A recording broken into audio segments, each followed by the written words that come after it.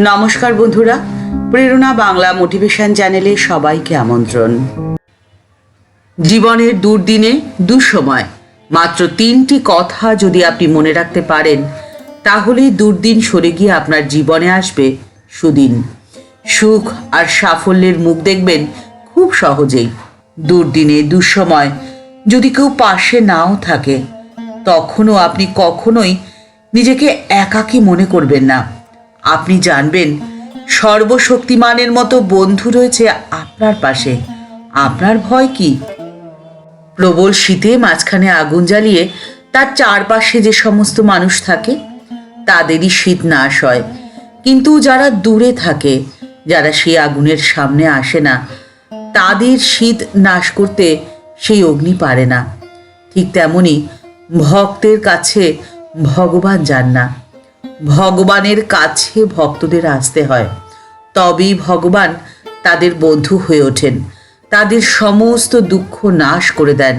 প্রথম এই কথাটি সবসময় মনে রাখবেন যে দুর্দিনই হলো সুদিনের বার্তাবাহক।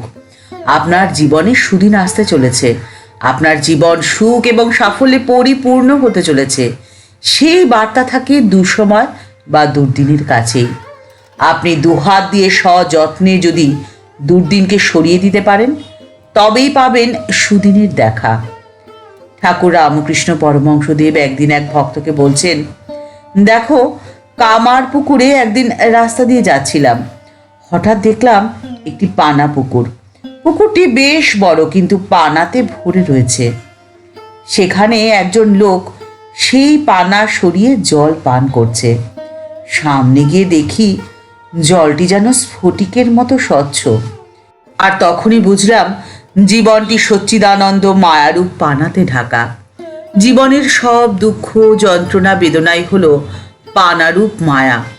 যে এই মায়ার আবরণ সরিয়ে দিতে পারবে, সেই তো পাবে স্বচ্ছ স্ফটিকের মতো জল। দ্বিতীয়, বিপদে দুর্দিনে অসময়ে বিশ্বাসের ভিত্তিকে শক্ত করে ধরে রাখা অত্যন্ত প্রয়োজন। বিশ্বাস এমন এক শক্তি, যে শক্তি আপনাকে চালিত করবে দুর্দিনের কঠোরতাকে অতিক্রম করার জন্যে। লড়াই করার মানসিকতাকে জাগিয়ে রাখবে সদা সর্বদা। আপনি ভাবছেন আপনার এখন দুঃসময়, কিন্তু আপনার ভাবনাটি হয়তো সম্পূর্ণ ভুল। ঠাকুর একদিন এক ভক্তকে বলছেন, তাঁর সৃষ্টিতে সবই হতে পারে, তাঁর ইচ্ছা বোঝা খুব মুশকিল।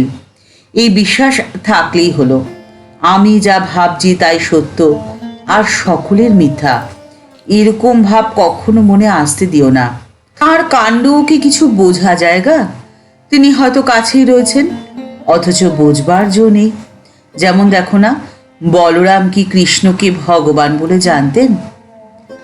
ঠাকুর বলছেন, ভীষ্মদেব সরসজ্জায় কাঁদছেন।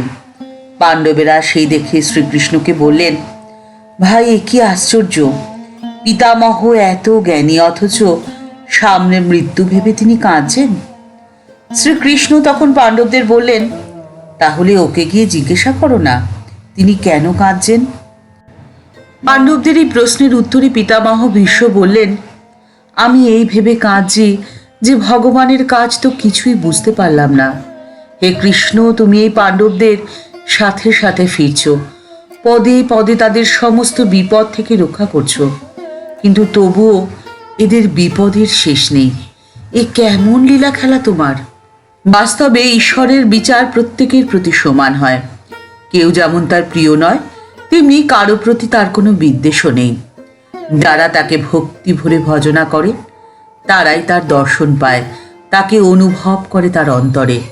তৃতীয়, আপনি সবসময় এটি মনে রাখবেন যে আপনার ভাবনাই প্রতিফলিত হয়ে ফিরে আসবে আপনার কাছেই।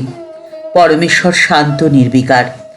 আপনি তার সাথে যেরকম সম্পর্ক স্থাপন করবেন, যেরকম অন্তঃকরণ নিয়ে, যেরকম ভাব নিয়ে তার সামনে আপনি আসবেন, ঠিক সেই রকম ভাবই আপনি ফিরে পাবেন।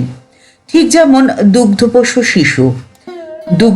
শিশুর প্রতি স্নেহপরায়ণ হলে সে আপনাকে দেখে হাসবে, আর ঘৃণা ও বিদ্বেষ ভাব প্রকাশ করলে সে মুখ ফিরিয়ে নেবে। আপনি যদি পরমেশ্বরকে বন্ধুভাবে গ্রহণ করেন, তবে তিনিও হয়ে উঠবেন আপনার বন্ধু। ভক্তিপূর্ব ভজনায় একমাত্র পথ, যে পথে আপনি থাকবেন সদা নিশ্চিন্ত, সদা আনন্দিত।